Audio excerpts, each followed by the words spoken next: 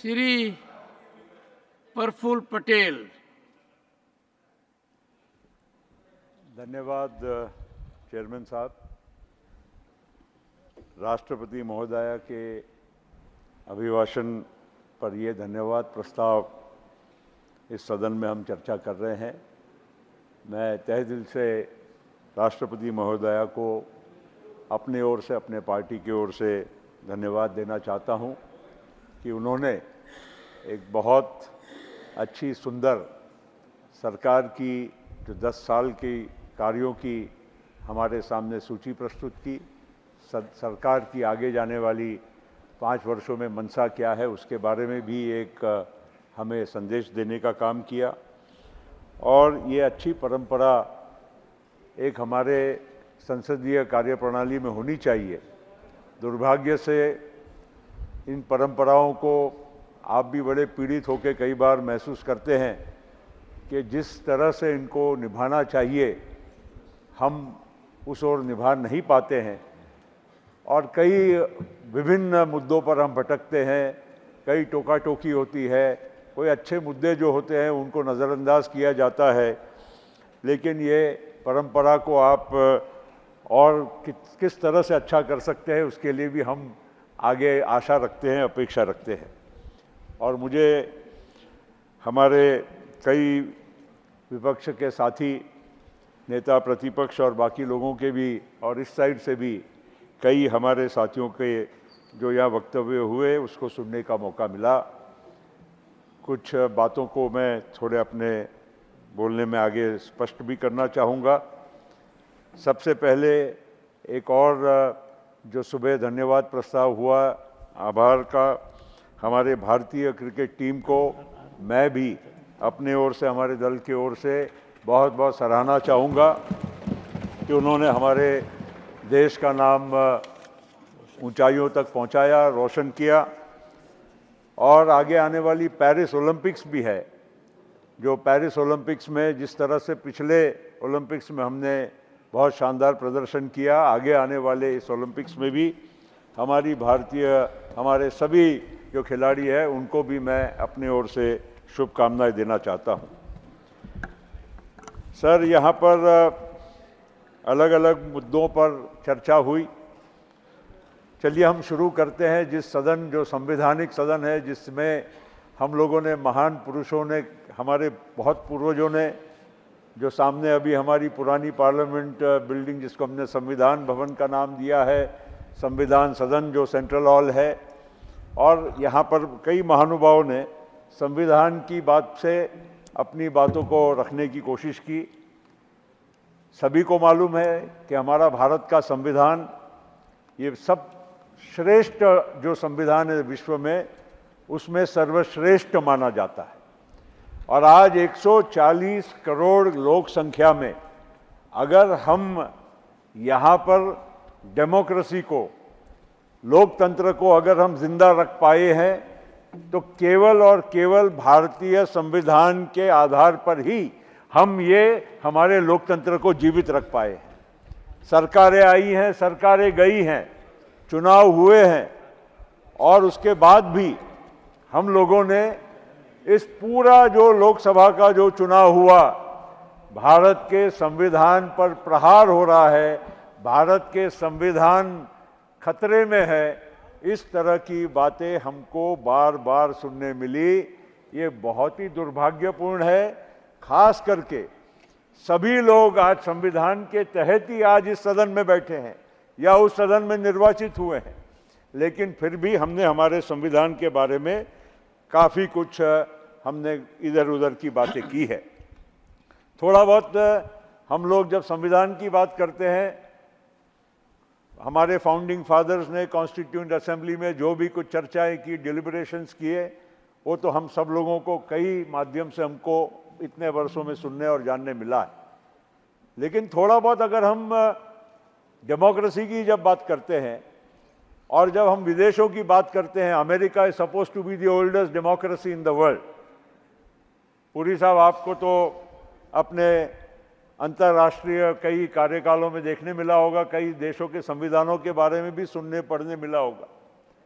America में भी वहाँ के काली चमड़ी वाले जो हमारे वहाँ के रहवासी हैं, नागरिक हैं, महिलाएं हैं, उनको वोट का अधिकार, sir you are constitutional expert, वो मिला नहीं था जो हमारे देश में 1950 में डॉक्टर बाबा साहेब आम्बेडकर के द्वारा लिखित और उनके सहयोगियों के द्वारा पेशित ये संविधान में जो हमको जो एक वोट का एक अधिकार, जो भेदभाव न धर्म न जाति का न मजहब का, ये सारा जो हम लोगों को अधिकार मिला वो अमेरिका में भी 1950 में प्राप्त नहीं हुआ था।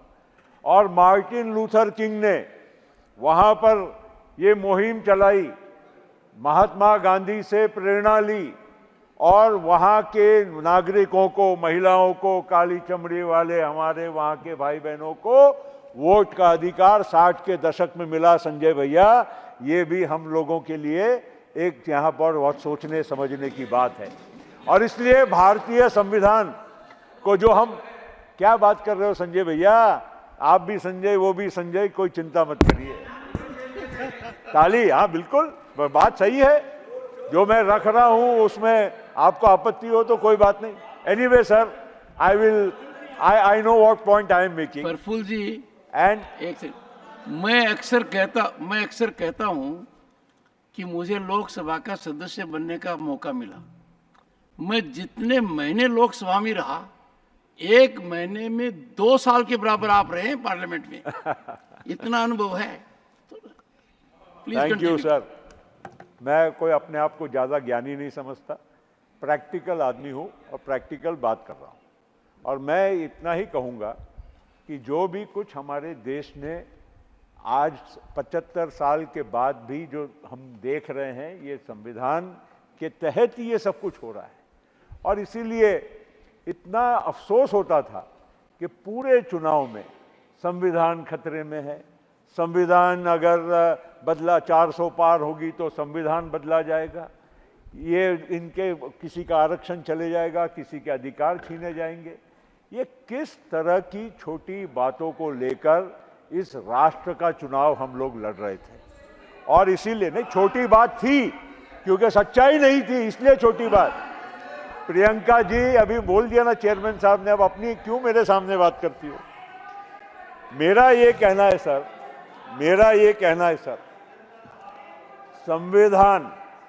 संविधान जो हमारा है वो कोई हाथ नहीं लगा सकता। ये सुप्रीम कोर्ट के और कई फैसलों में, और हम लोगों ने अनुभव किया है कि कभी ये संविधान बदला नहीं जा सकता।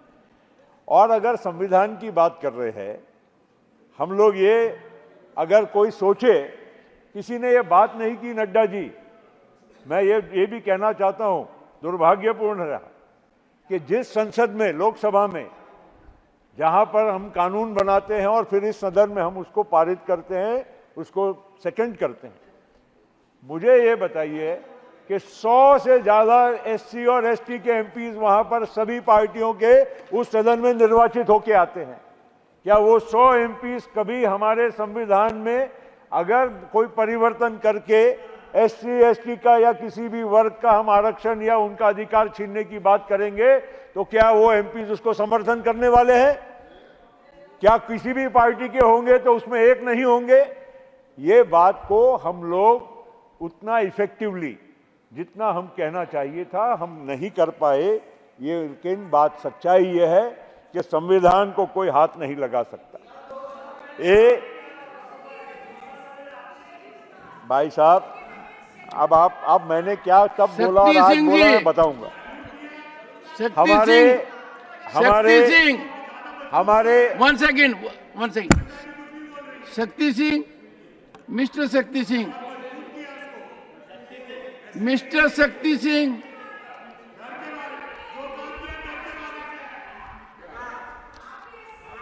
two mistakes. One, indecorous conduct, and secondly, not from your own seat. You have been leader of the opposition. Sit down. आप मेरे से प्यार कीजिए, मेरे से प्यार मोहब्बत कीजिए।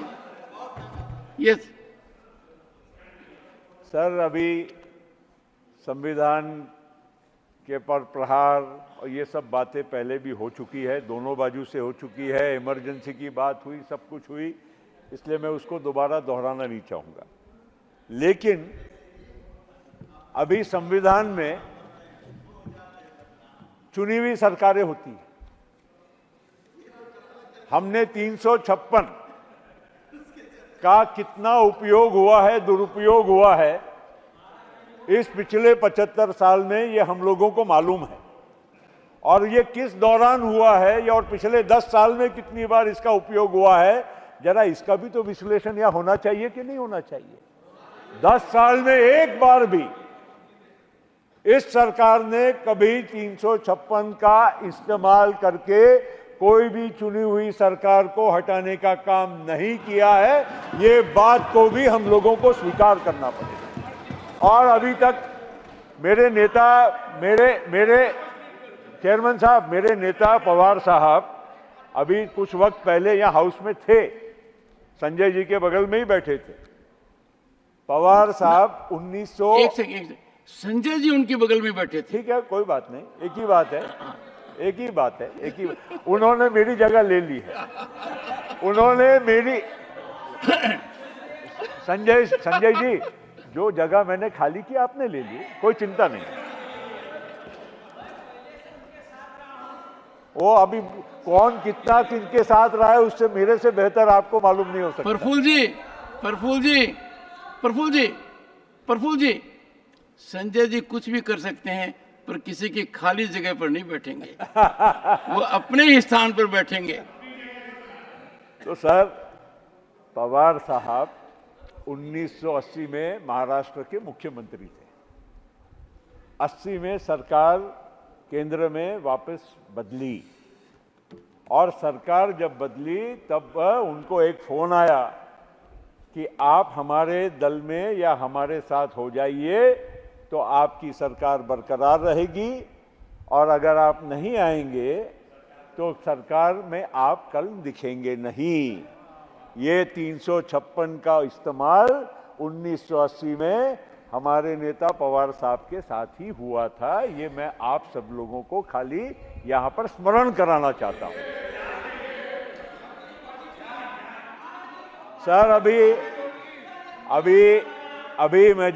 अभी ठीक है जयराम जी, अभी ये सब बात हो रही है, अभी कोई बात नहीं, वो सब हम लोग मानते हैं। अभी आप जो बोलो मानेंगे सर। ऐसा है प्रफुल्ल चुनी हुई सरकारों, प्रफुल्ल जी, जयराम जी यदि कोई बात कहें तो बहुत ज्ञाता है और स्टैटिस्टिक्स के मामले में कभी चूक नहीं करते हैं। हाँ, unless he wants to do it. नहीं, पहली बार राष्ट्रपति, सुनिए, पहली बार देश में राष्ट्रपति शासन कब लगा, इसकी विवेचना कभी मैं जयराम जी से करूंगा मेरे चेंबर में। वो सबको जानकारी होनी चाहिए। Yes, Jairam and me have a special, Jairam, you and me have a special love-hate relationship, so it's okay. Sir, अभी सभी को देखिए, कुछ कहावतें हैं, मुहावरे हैं, मगर संसद में बोलने जैसे नहीं होते। मैं याद है मुझे, हम भी उसके मतलब उस सरकार के या उस सरकार के साथ उस दल के हम सदस्य थे। वहाँ पर किस तरह से किस पार्टी के एमपीज को सरकार बचाने के लिए 5 एमपीज को वहाँ पर जो भी कुछ रिश्वत बोलो या जो भी कुछ दिया गया और उसके बाद सजा हुई, उन नरसिम्हा राव जी की सरकार थी, ये भी आप सब लोगों को मालूम है। दूसरा आपको मालूम है जिस सरकार में, what is there to authenticate here?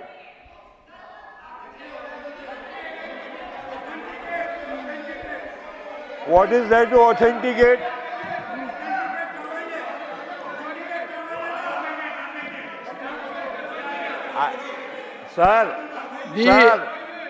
Sir, what is? Take your seat. Jairam, my friend. Take your seat. My friend Jairam, what is there to authenticate? Arey, JMM के 5 एमपी को नरसिम्हा राव जी की सरकार बचाने के लिए ये ऑथेंटिकेट क्या करना है? ये तो पार्लियामेंट में हुआ है, इसमें क्या ऑथेंटिकेट करना है? सजा हुई है, क्या ऑथेंटिकेट करना है? क्या ऑथेंटिकेट करना है? देखिए इतने आग बबूला मत होइए। Jairam ji, let it be all Maharashtra affair. Why are you rising? All 4 Maharashtrians have risen. Rajni Ashok Patil, Sanjay Raut, Pinaka Chaturvedi, all from Maharashtra. Let them deal with it.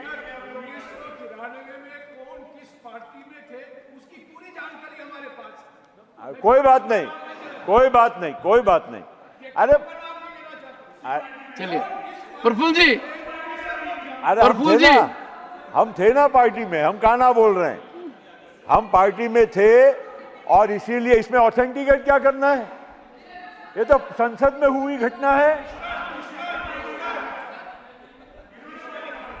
Jairam please.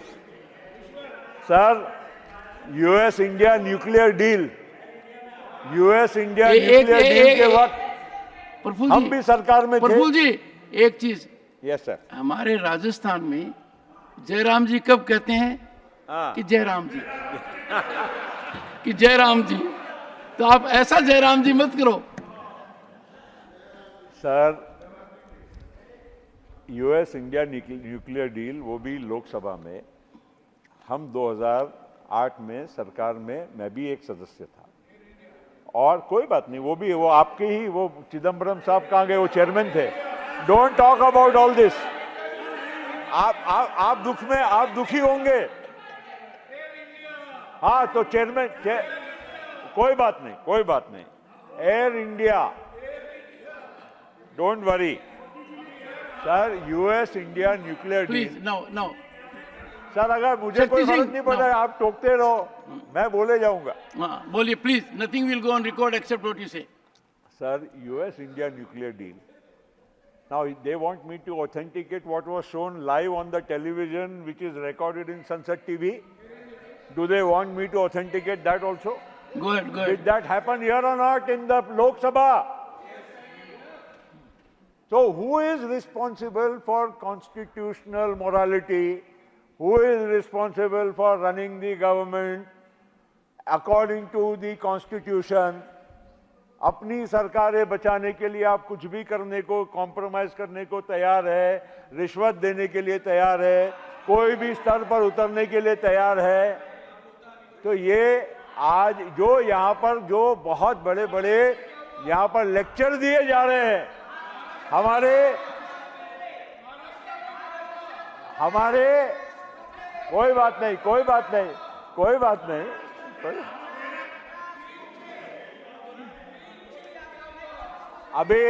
अभी मेरे Continue. Nothing will go on record. Sit down. Sir, nothing will go on record. Priyanka Chaturvedi, nothing will go on record. Sir, अभी And conclude. Sanjay Singh ji, क्या conclude? नहीं, please conclude. I'm not concluding, sir. I have a lot of time. Nadda ji's party has a lot of time. I'll take more time. All right. Don't worry. That much I have the privilege to take some time. Yeah. Sir, ये संजय सिंह जी अभी यहाँ पर बड़े यहाँ पर ज्ञान की बातें कर रहे थे, अच्छी बात है, मगर साथ में उनकी जीभ कहीं घिसर गई और उन्होंने 70,000 करोड़ और हमारे एक पार्टी के नेता के बारे में भी नाम लेके वापस लिया, मगर यहाँ बोल चुके आप, इसलिए कुछ तो रिस्पॉन्ड करने की जरूरत पड़ेगी ना। संजय भैया, आप और आपकी पार्टी और आपके नेता और जो आपके साथी बैठे हैं, वो केवल और केवल यहाँ तक पहुँचने में, इंडिया अगेंस्ट करप्शन में एक हमारे महाराष्ट्र के पुराने बुजुर्ग नेता को पकड़ के लाकर इन सब लोगों को और हम लोगों को बदनाम करके आप यहां पर बैठे हैं। कैसे संजय आपने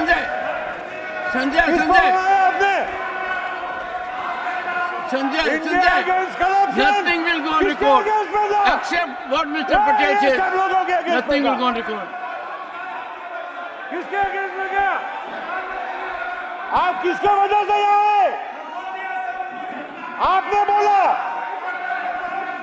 किसके वजह से आए सर? Mr. Nagar, यहाँ पे अरे संसद तक बैठिए। बैठने का अधिकार केवल कांग्रेस पार्टी और उस वक्त की हमारी यूपीए सरकार को बदनाम करके आप यहाँ बैठे हो। कैसे बोल रहे हैं आप? nothing will go on record except अभी अच्छे लग रहे हैं what आपको? Mr. Praful Patel said. Nothing अभी will go on अच्छे लग record. रहे हो? Please, Sanjay, किसके take किसके your seat. आपने बख्शा? Nothing will go on record except sir, Mr. Patel. क्या? इन्होंने नहीं, हमारे पार्टी का नाम लिया क्या इसलिए कर रहे हो? मुझे रिस्पॉन्ड करना नहीं। पड़ेगा। नहीं Why कर will रहे I हो? not respond? नहीं. What are you doing? You don't want your speaker to speak. Sir, He is taking your time that has been given by leader of the house. You are interrupting him.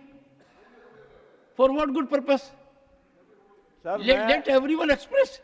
We heard Sanjay patiently. Sir Sanjay मैं leveled many salvos. You only have to read your speech. So listen to it. No, listen to it.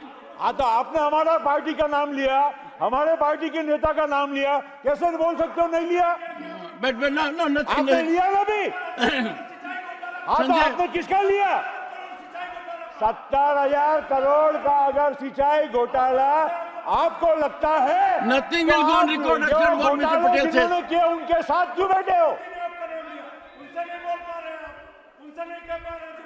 Okay. 70,000 crore के एक minute अब क्योंकि record straight हो जाना चाहिए sir, record भी straight हो जाना है। Sanjay, please, no. 70,000 करोड़ का घोटाला हुआ है। बोलने वाले तत्कालीन तब के कांग्रेस के मुख्यमंत्री थे जिन्होंने ये 70,000 करोड़ की शुरुआत की। कोई इधर से शुरुआत नहीं हुई थी। और आपने हमारे एक बुड्ढे बाबा जी को यहाँ बुलाकर आपने उनके कंधे पर बंदूक चलाकर हमारे पार्टी को और हमारे नेताओं को बदनाम करने का काम किया। छोड़ दीजिए, आपको मालूम नहीं है। Nothing is going on record. Sanjay, nothing is going अच्छा, on record. आपने क्लीन चिट दे दिया ना? क्यों आपने इंडिया अगेंस्ट करप्शन क्यों चालू किया था? Sanjay, आपने इंडिया अगेंस्ट करप्शन किसके संजय। खिलाफ में चालू किया था? Sanjay, nothing is going on record. अरे संबोधित sir, he mentioned my party's name Take your seat. indirectly. Yes, Mr. Patel. He took my party Mr. leader's name indirectly and one leader's name directly. So I have every reason to respond and I have every right to respond. I cannot allow somebody to make an allegation and standing here allow that allegation to be allowed. No, I will not allow that. And sir, जितना कम बोले उतना अच्छा है। सब अरे कोई भी बोले, आप तो हमारे पार्टनर रहे ना। प्रधानमंत्री ने नहीं, पहले आपके मुख्यमंत्री ने शुरू किया। छोड़ो अभी वो हमारे पास बहुत भाषण है भैया आपके। सर, इसलिए ये संविधान की बातें ये सब कम करे। कोई संविधान खतरे में नहीं। अब इनके पास और कोई, इनका अस्तित्व खतरे में था, इसलिए इस देश के नागरिकों को, हमारे एससी एसटी, हमारे जो ओबीसी थे, उनको बरगलाने का, बहकाने का काम ये लोगों ने किया। केवल उनका उपयोग किया है। क्या बात कर रहे हैं ये लोग? कौन हटा रहा है संविधान को? कौन बदल रहा है? अभी आप राम मंदिर की आपने ही बात की, प्रशंसा की। मैं ये विषय निकालने वाला नहीं था, अभी यहाँ बात निकली और आपने भी प्रशंसा की। मैं एक बात पूछना चाहता हूँ कि ये भारत के संविधान की ताकत है, भारत की यहाँ पर जुडिशरी की फेयरनेस है कि उन्होंने फैसला किया कि यहाँ पर मंदिर बनेगा और वहाँ पर मस्जिद बनेगा। सरकार ने या किसी राजनीतिक पार्टी ने नहीं किया। तो उसका आप कैसे कह सकते हो? और हमारे संजय भैया भूल गए कि हमारे बाला साहेब ठाकरे साहब ने ही कहा था कि मुझे गर्व है मेरे शिव सैनिकों ने बाबरी मस्जिद को गिराने का काम किया। ये बोलने वाले हमारे महाराष्ट्र के बाल ठाकरे साहब थे। तो आप बोलो ना कम से कम कि आपको गर्व है। अभी क्यों नहीं बोलते हो? अभी क्यों नहीं बोलते हो? पहले तो गर्व से बोलते थे। सर बहुत टोका टोकी की वजह से समय की पाबंदी मैं नहीं रख सकूंगा। मैं इतना जरूर कहूंगा कि संजय राउत साहब ने कम से कम इतना तो स्वीकार कर लिया कि बाला साहेब ठाकरे ही वो एक नेता थे जिन्होंने छाती चौड़ी करके कहा कि बाबरी मस्जिद को मेरे शिव सैनिकों ने गिराया था। उन्होंने ये कहा था कि नहीं? और इसीलिए आप आप परेशान हैं। मिस्टर पटेल, एक प्लीज वन सेकेंड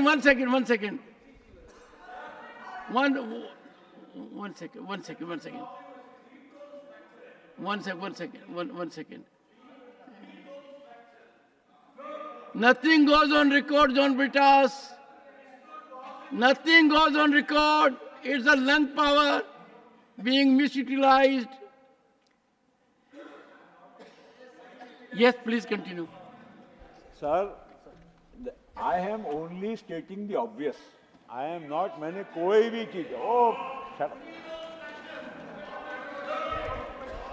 Sir,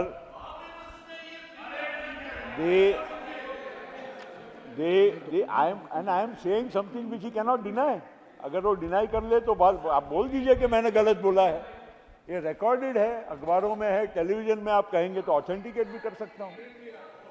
मेरा आपसे सभी से निवेदन यही है कि सरकारें बनती हैं लोगों के वोट के माध्यम से, लोगों के समर्थन के माध्यम से। और आज वो तो आपने जवाब देना चाहिए कि आप तो इनके साथ बैठे थे, अचानक हमारे साथ कैसे आ गए? आप तो लास्ट आदमी बोलने वाले होना चाहिए कि पूरा इनके साथ लड़े और बाद में उधर चले गए और फिर अभी हमको पूछ रहे हो। हे राम प्लीज।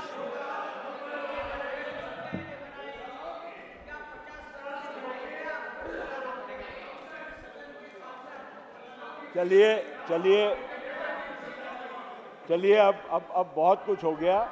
अब अभी चलिए राजनीतिक टोका टोकी बंद करते हैं। आपको जितना मुझे कहना था कह दिया, और संजय भैया ने भी, जिनके साथ नई संगत जिनके साथ उनका इतना प्यार हो गया है, उनके खिलाफ में क्या क्या उन्होंने और उनके नेता ने बोला, जिसके माध्यम से आज संजय भैया यहाँ पर पहली रो में बैठे हैं, उनको मेरे को खाली याद कराना था। अभी आप चिंता मत करो। अभी आ जाते हैं काम की बातों पे कि जो विकास की बात है, देश की जरूरतों की बात है। अभी हो गया है, जितना भी बोलना था टोका टोकी हो गई। अभी हमारे देश में जो उन्नति हुई है, 10 साल में जो उन्नति हुई है, इसको हम लोग नजरअंदाज नहीं कर सकते। जो देश में तरक्की होती है वो हर नागरिक एहसास करता है, हर क्षेत्र का नागरिक एहसास करता है। आज जिस तेजी के साथ पूरे देश में इंफ्रास्ट्रक्चर का डेवलपमेंट हर तरह से रोड, रेलवे, एयरपोर्ट, बाकी के बिजली, रिन्यूएबल एनर्जी, आप जो भी कहिए, आज ये इंफ्रास्ट्रक्चर का डेवलपमेंट को कोई अंडरमाइन करना, कम कहना, ये ठीक नहीं होगा। आज देश में इतने बड़े पैमाने पर घर बन रहे हैं, करोड़ों लोगों को घर मिले, 3 करोड़ से ज़्यादा, और अगले 5 साल में 3 करोड़ घर और बनने जा रहे हैं। ये बात की भी सरकार ने गवाही दी है, इसकी शुरुआत की। साहब, स्वास्थ्य के मामले में हमारे देश में कभी, मुझे तो ऐसा नहीं लगता था कि एक दिन आएगा कि गांव में रहने वाला गरीब आदमी अगर उसको हार्ट का ऑपरेशन करना पड़े या कोई बड़ी बीमारी का कोई इलाज कराना हो तो उसके पास पैसा कम से कम अभी घर बेचे बिना या ज़मीन गिरवी रखे बिना आ सकता है, और वो इलाज कर पाएगा कि नहीं हो तो बहुत बड़ा क्वेश्चन मार्क था। सरकारी हॉस्पिटलों में जाकर क्या हालत होती है ये आप भी जानते हैं। लेकिन आज आयुष्मान भारत में 5 लाख रुपये तक प्राइवेट हॉस्पिटल में भी आप कहीं भी इलाज करा सकते हैं, और इतना विकास हुआ है स्वास्थ्य के माध्यम के क्षेत्र में। आज छोटे छोटे आप, कभी हमको लगता नहीं था कि 25-50 हजार गांव के शहर लोक संख्या के शहर में आज वहां पर एंजियोप्लास्टी और एंजियोग्राफी होती है, लोगों के घुटने बदले जाते हैं। इतनी हेल्थ केयर में एक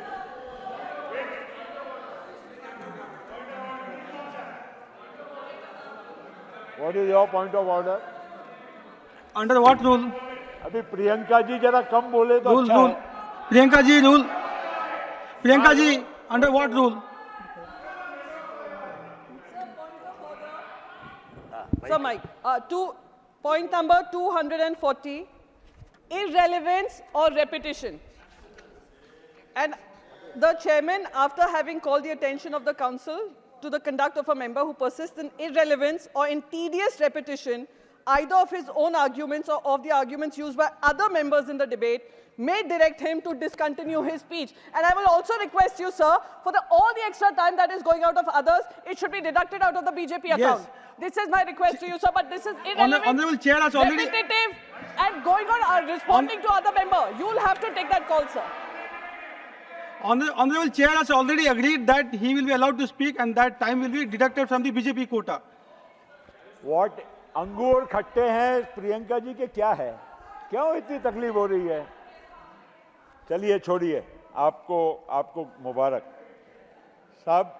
इतना किसानों के मामले में हम लोग बात करते हैं। हम यूपीए की सरकार में थे और हमारे नेता शरद पवार जी यशस्वी कृषि मंत्री थे, और उनके समय पर हमारी सरकार उस तक की 72,000 करोड़ रुपए की कर्ज माफी किसानों की थी वन टाइम 10 साल में, और उसका इतना मतलब पॉजिटिव इम्पैक्ट हुआ था पूरे देश में, और पॉलिटिकली भी कहिए या किसानों को मदद के लिए भी।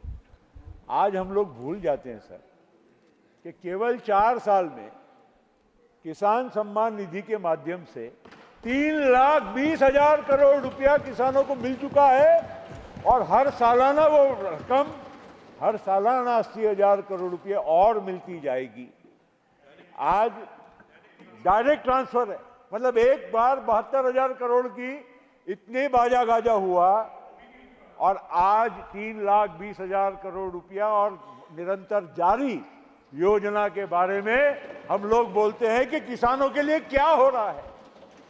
ये बात भूलना नहीं चाहिए। और संजय राउत साहब, हमारे महाराष्ट्र में 6,000 रुपया किसान सम्मान निधि केंद्र की आती है, 6,000 रुपया वहां की महायुति सरकार भी किसान के खाते में जमा कर रही है।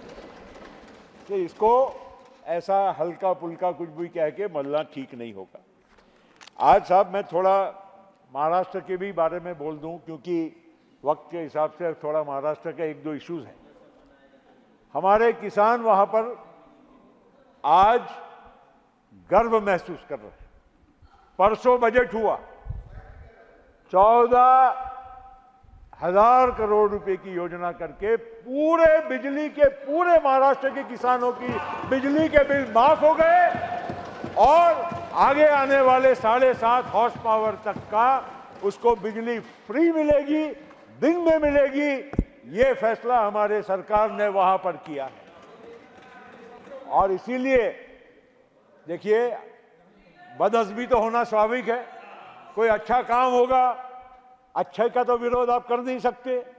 और ये बात मैं इसलिए कह रहा हूं कि किसानों के हित में, चाहे राज्य की हमारी सरकार हो या केंद्र की हमारी सरकार हो, मोदी जी के नेतृत्व में, ये हमेशा किसानों के लिए सोचती है, काम करती है। ये आपको समझना चाहिए। एक प्याज की बात भी मैं बता दूंगा। प्याज में हम लोगों को हमेशा किसान के मामले में या ग्राहक के मामले में चिंता होती है, स्वाभाविक भी है। मेरी जरा एक रिक्वेस्ट भी है सरकार से कि प्याज के मामले में एक परमानेंट मैकेनिज्म बनाने की जरूरत है, क्योंकि क्या होता है कि कहीं महंगा होता है तो ग्राहक उपभोक्ता के आंख में आंसू आता है, दाम गिर जाता है तो हमारे किसान के आंख में आंसू आता है। तो कहीं ना कहीं इसमें कोई हम लोग मैकेनिज्म बनाएं ताकि हमारे किसानों को जो इस मामले में पीड़ा होती है इसको हम परमानेंटली दूर कर सके, इसके बारे में भी हमको सोचना हो। आज देश की कितनी सारी महत्वपूर्ण योजना, 80 करोड़ लोगों को अनाज तभी दिया जा सकता है जब हमारे देश का किसान इतनी बड़े मात्रा में पैदावार कर रहा है और हमारे देश का आज जो कृषि उपज है ये विश्व में आज हम लोग एक्सपोर्ट कर रहे हैं लाखों लाखों करोड़ का, ये कोई छोटी बात नहीं है सर। और इसलिए अंत में इतना ही कहूँगा, बहुत सारी चीज़ें हैं, अब बोलेंगे ना, बिल्कुल मेरे को पूरा अनुभव है। आप बहुत चिंता मत करिए, वो वहाँ से ही तो तकलीफ ज़्यादा बढ़ेगी, इसलिए मैं नहीं बोलना चाहता हूँ। इसीलिए मैं सर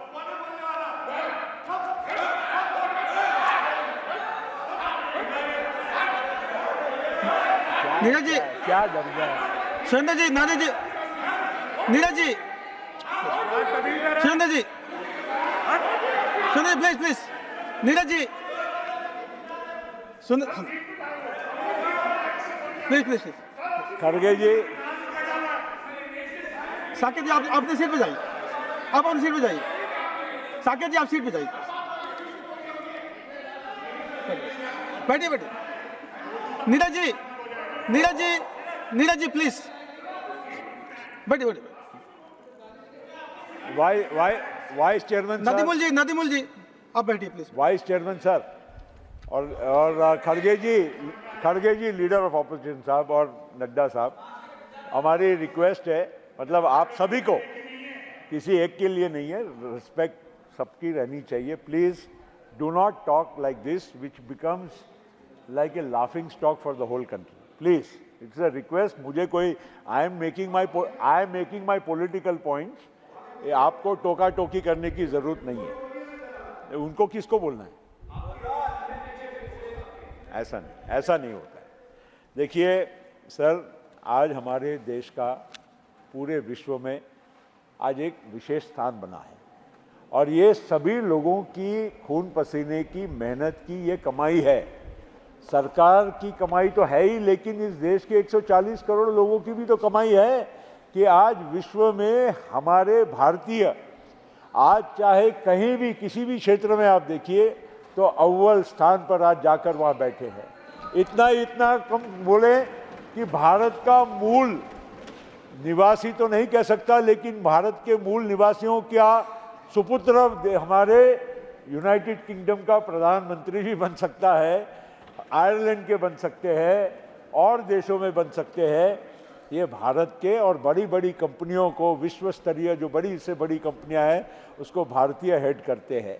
और बहुत बड़ी एक बात है कि जो प्रधानमंत्री जी कई बार स्किल मैन पावर की डेवलपमेंट की बात करते हैं, आज इतना स्किल्ड मैन पावर हिंदुस्तान से बाहर जाकर काम कर रहा है कि 110 करोड़ बिलियन डॉलर हर साल इनवर्ड रेमिटेंस हमारे भारत में आ रहा है। ये किसी भी देश के मुकाबले, चीन के मुकाबले भी 2 गुना ज़्यादा है। तो ये सब बातों को, ये उपलब्धियों को, बहुत सारी बातें हैं, मैं नहीं कहना चाहूँगा ज़्यादा वक्त लेते हुए, लेकिन इतना ही कहूँगा कि जो 10 साल का जो कार्यकाल प्रधानमंत्री जी का यशस्वी रहा, इस सरकार का यशस्वी रहा, उसके बारे में राष्ट्रपति महोदया ने बहुत सारे पहलुओं पर अपने अभिभाषण में बात रखी है। और अगले 5 साल में जो उपलब्धियां हमने आज तक प्राप्त की है, इसको और दुगनी गति के साथ और एक विश्व ऑर्डर के साथ कैसे हम आगे बढ़ा सके, हमारे देश के नागरिकों का भविष्य हम उज्ज्वल कैसे बना सके, ये उसमें रूपरेखा रखी गई है। कृपया करके सभी को, हर वर्ग के लोगों को, हर धर्म मजहब के लोगों को, हमारे महाराष्ट्र में हम लोग हमेशा कहते हैं कि शिव, शाहू और फुले अंबेडकर, इनके आदर्शों पर, विचारों पर चलने वाला हमारा महाराष्ट्र है, उसी तरह से हमारा देश भी उन्हीं आदर्शों पर आज चल रहा है। और मोदी साहब के नेतृत्व में जिस तरह से, जिस गति के साथ, क्योंकि जब देश का विकास होगा साहब, तो हर धर्म, मजहब, जाति के व्यक्ति का, आखिरी व्यक्ति का विकास हुए बिना रहने वाला नहीं है। तो ये केवल राजनीतिक बातें, मैदान चुनाव का अब समाप्त हो गया है, ये पार्लियामेंट है, यहाँ पर हम देश के आगे आने वाली पीढ़ी के भविष्य के लिए, उज्जवल भारत के भविष्य के लिए हम लोग बात करें। आपने मुझे वक्त दिया, आपका बहुत बहुत धन्यवाद। राष्ट्रपति महोदय को बहुत बहुत धन्यवाद।